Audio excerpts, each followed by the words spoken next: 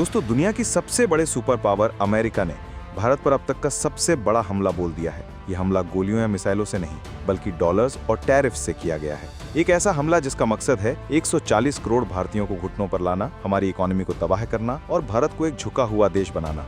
लेकिन उन्हें नहीं पता था कि वो एक सोए हुए शेर को जगा रहे हैं। और आज हम इस वीडियो में उस सीक्रेट का पर्दाफाश करेंगे, जिसे सुनकर आपका सीना गर्व से चौड़ा हो जाएगा। दोस्तों, ये स्टोरी एक फोन कॉल की, जिसे वो उठाया नहीं गया, और उस फोन कॉल के ना उठने से दुनिया का पूरा पावर बैलेंस ही बदल गया है। तो आखिर क्या था वो सीक्रेट प्लान, जिसे दिल्ली में बंद दरवाजों के पीछे बनाया गया जब अमेरिका भारत पर इकोनॉमिक बम फोड़ने की तैयारी कर रहा था?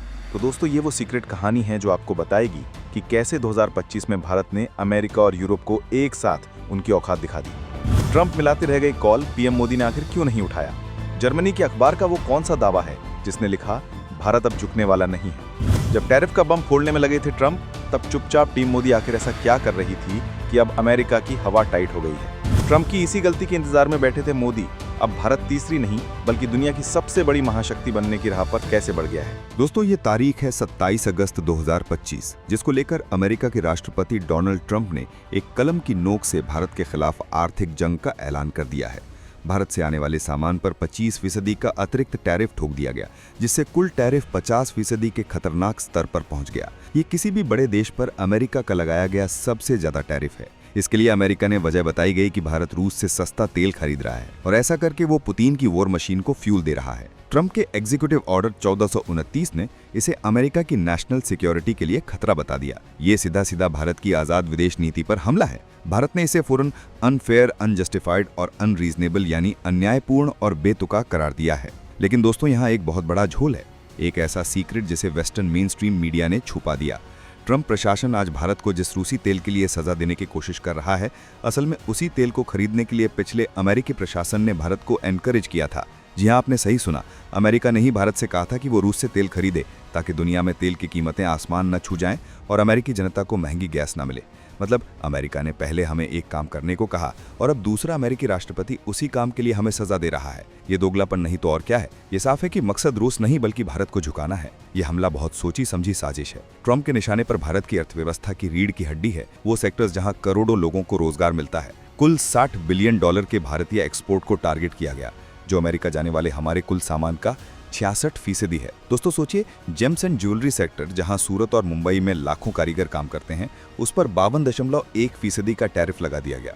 हमारे कपड़ा उद्योग जो तिरुपुर से लेकर बैंगलोर तक फैला है, उस पर 63.9% का जानलेवा टैरिफ लगाया गया ताकि बांग्लादेश और वियतनाम जैसे देश हमारा मार्केट खा जाएं। सी फूड, ऑटो पार्ट्स, खेती के उत्पाद, हर उस चीज पर हमला किया गया जिससे भारत का आम आदमी कमाता है। निशाना साफ है, भारत के छोटे और मंझोले उद्योगों यानी MSMEs को तबाह कर दो, जो हमारे कुल एक्सपोर्ट का 45% हिस्सा है। अमेरिका की चाल है कि जब करोड़ों लोग बेरोजगार होंगे तो भारत खुद ब खुद घुटनों पर आ जाए। लेकिन जब अमेरिका में ये साजिश रची जा रही थी, तब दुनिया इंतजार कर रही थी कि भारत झुकेगा, गिड़गिड़ाएगा, बातचीत की भीख मांगेगा। लेकिन हुआ कुछ ऐसा जिसकी किसी ने कल्पना भी नहीं की थी। जर्मनी का मशहूर अखबार फ्रैंकफर्टर अल्गाइमेने ज़ाइटुंग एक सुबह हेडलाइन के साथ छपा, Trump calls but Modi doesn't answer, यानी ट्रंप कॉल करते हैं पर मोदी जवाब नहीं देते। रिपोर्ट ने खुलासा किया कि डोनाल्ड ट्रंप ने हाल के हफ्तों में 4 बार, जी हां 4 बार प्रधानमंत्री मोदी से फोन पर बात करने की कोशिश की, लेकिन हर बार भारत के प्रधानमंत्री ने फोन उठाने से इनकार कर दिया। अखबार ने लिखा कि ये मोदी के गुस्से की गहराई और उनकी सावधानी को दिखाता है। ये कोई मामूली घटना नहीं थी, ये एक विकासशील देश के नेता का दुनिया के सबसे ताकतवर आदमी को सीधा संदेश था, भारत अब तुम्हारे नियमों से नहीं खेलेगा। ये चुप्पी एक सोची समझी रणनीति थी। ट्रंप का स्टाइल हमेशा से टकराव और दबाव का रहा है। वो पहले हमला करते हैं और फिर बातचीत की मेज पर सामने वाले को कमजोर करके अपनी शर्तें मनवाते हैं। अगर मोदी वो फोन उठा लेते तो वो ट्रंप के बिछाए जाल में फंस जाते, लेकिन फोन ना उठाकर मोदी ने उस खेल को ही खत्म कर दिया। उन्होंने अमेरिका को संदेश दिया कि तुम्हारी दबाव की राजनीति अब नहीं चलेगी। ये नए भारत की तरफ से आजादी का एक खामोश ऐलान था, एक ऐसा ऐलान जिसने वॉशिंगटन से लेकर बीजिंग तक खलबली मचा दी। जब दुनिया मोदी के फोन ना उठाने की घटना से हैरान है, तब दिल्ली में असली खेल खेला जा रहा था। प्रधानमंत्री मोदी ने अमेरिका के हमले का जवाब देने के लिए एक ऐसा ब्रह्मास्त्र तैयार किया था जो सीधे अमेरिका के घमंड को चकनाचूर करने वाला था। दोस्तों, 15 अगस्त को लाल किले की प्राचीर से मोदी ने एक ऐसा ऐलान किया जिसने सबको चौंका दिया। उन्होंने नेक्स्ट जनरेशन जीएसटी सुधारों का ऐलान किया, जिसे दिवाली 2025 तक लागू किया जाना था। ये कोई छोटा मोटा बदलाव नहीं था, ये भारतीय अर्थव्यवस्था का कायापलट करने वाला एक इकोनॉमिक सर्जिकल स्ट्राइक था। दोस्तों, मोदी का प्लान था कि ट्रंप हमारे एक्सपोर्ट पर हमला कर रहे हैं, तब हम अपने घरेलू बाजार को इतना मजबूत बना देंगे कि हमें किसी की जरूरत ही ना पड़े। भारत की जीडीपी का लगभग 60% हिस्सा हमारी अपनी घरेलू खपत से आता है। मोदी ने इसी ताकत को अपना हथियार बनाया।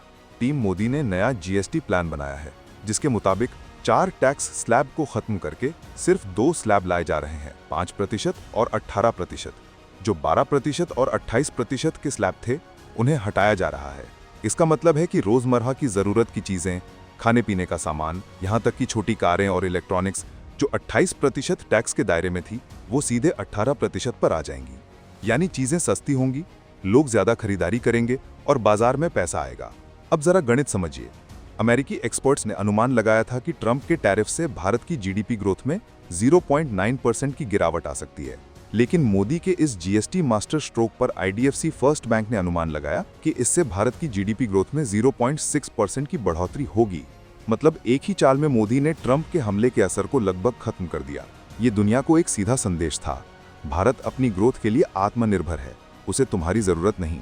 और फिर अहमदाबाद की एक विशाल रैली में प्रधानमंत्री मोदी ने दहाड़ते हुए देश को भरोसा दिलाया। उन्होंने कहा, pressure on us may increase but we will bear it all. यानी हम पर दबाव बढ़ सकता है, लेकिन हम उसे सह लेंगे। उन्होंने साफ कहा, for Modi the interests of farmers, cattle rearers and small scale industries are paramount. यानी मोदी के लिए किसान, पशुपालक और छोटे उद्यमी सर्वोपरि हैं। उन्होंने देश से स्वदेशी अपनाने का आह्वान किया और दुकानदारों से कहा कि वे अपनी दुकानों पर बोर्ड लगाएं, यहाँ केवल स्वदेशी सामान बिकता है। ये सिर्फ एक भाषण नहीं था, ये 140 करोड़ भारतीयों का आत्मविश्वास जगाने का एक मंत्र था। वैसे दोस्तों, भारत सिर्फ घर में बैठकर अपनी अर्थव्यवस्था को मजबूत नहीं कर रहा था। दुनिया के मंच पर एक बहुत बड़ी कूटनीतिक बिसात बिछाई गई है। भारत ने अमेरिका को उसी के खेल में मात देने के लिए एक काउंटर एनसर्कलमेंट यानी जवाबी घेराबंदी की रणनीति अपनाई। पहला और सबसे बड़ा धमाका हुआ पूरब से। जापान ने ऐलान किया कि वो अगले 10 सालों में भारत में 10 ट्रिलियन येन यानी लगभग 68 बिलियन डॉलर का निवेश करेगा। ये कोई छोटा मोटा निवेश नहीं था, ये निवेश एआई, सेमीकंडक्टर और पर्यावरण जैसे भविष्य के सेक्टर्स में होना था। साथ ही भारत और जापान ने 17 साल बाद अपने सुरक्षा सहयोग समझौते को भी अपग्रेड करने का फैसला किया। ये अमेरिका को साफ संदेश था कि अगर तुम हमारे दोस्त नहीं तो हमारे पास और भी दोस्त हैं जो तुमसे ज्यादा ताकतवर और भरोसेमंद हैं। इसके बाद तो जैसे दरवाजों की एक लाइन लग गई। भारत ने यूरोपियन यूनियन के साथ बरसों से अटके फ्री ट्रेड अग्रीमेंट यानी एफटीए पर बातचीत को फास्ट ट्रैक कर दिया। ब्रिटेन पहले ही भारत के साथ डील साइन कर चुका है, जिससे यूरोप की कंपनियों पर भारत के साथ जल्द से जल्द डील करने का दबाव बढ़ गया। उधर 10 देशों के आसियान ब्लॉक के साथ भी पुराने ट्रेड अग्रीमेंट को सुधारने का काम तेजी से शुरू हो गया। और सबसे बड़ी बात, भारत ने रूस के नेतृत्व वाले यूरेशियन इकोनॉमिक यूनियन के साथ भी एफटीए की बातचीत शुरू कर दी। ये वही रूस है जिससे तेल खरीदने पर अमेरिका ने हमें सजा दी है। भारत ने उसी रूस के साथ अपने आर्थिक रिश्ते और गहले करके अमेरिका के मुंह पर तमाचा जड़ दिया।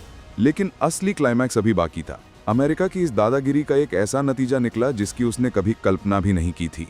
इसने अमेरिका के 3 सबसे बड़े प्रतिद्वंद्वियों रूस, भारत और चीन को एक साथ ला खड़ा किया। जो RIC यानी रूस भारत चीन एक्सिस सिर्फ कागजों पर एक थियरी थी, वो अब हकीकत बन रही है। प्रधानमंत्री मोदी ने 7 साल में पहली बार चीन जाने का फैसला किया है।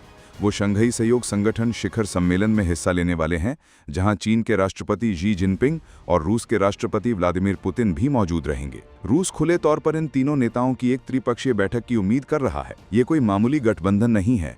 इन 3 देशों की मिली-जुली जीडीपी PPP लगभग $54 ट्रिलियन है, जो दुनिया की कुल अर्थव्यवस्था का 1/3 हिस्सा है। ट्रंप ने भारत को झुकाने और अलग थलग करने की कोशिश की थी, लेकिन उनकी इस एक गलती ने एक ऐसे दैत्य को जगा दिया जो अमेरिकी प्रभुत्व वाले वर्ल्ड ऑर्डर को हमेशा के लिए बदल सकता है। अमेरिका ने भारत को फंसाने के लिए जाल बिछाया था, लेकिन उस जाल में वो खुद फंस गया। दोस्तों, अमेरिका ने सोचा था कि वो भारत को उसकी जगह दिखाएगा, लेकिन उसने अनजाने में भारत को उसकी असली जगह दिला दी। एक फॉलोवर की नहीं, बल्कि एक लीडर की। एक ऐसी लीडर जो 21वीं सदी के नए वर्ल्ड ऑर्डर को आकार दे रहा है। भारत ने झुकने से इनकार कर दिया। उसने घर में आर्थिक नवाचार किया और दुनिया में कूटनीतिक रूप से नए रिश्ते बनाए। भारत इस हमले से सिर्फ बचा नहीं, बल्कि उसने संकट को एक अवसर में बदलकर दुनिया के मंच पर एक जबरदस्त छलांग लगा डाली। दोस्तों, यहाँ कहानी खत्म नहीं होती, ये तो बस शुरुआत है। ट्रंप को टैरिफ वॉर तो उल्टा पड़ गया है, लेकिन क्या अगला अमेरिकी प्रशासन रिश्ते सुधारने की कोशिश करेगा या दबाव और बढ़ेगा? RIC एक्सिस अब एक हकीकत है। डॉलर के दबदबे के खिलाफ उनका पहला सामूहिक कदम क्या होगा? भारत ने अपनी आर्थिक और कूटनीतिक ताकत तो दिखा दी है, लेकिन जब उसकी सैन्य ताकत का असली इम्तिहान होगा तब क्या होगा? इनको लेकर आप क्या सोचते हैं? कमेंट में जरूर बताएं। जय हिंद।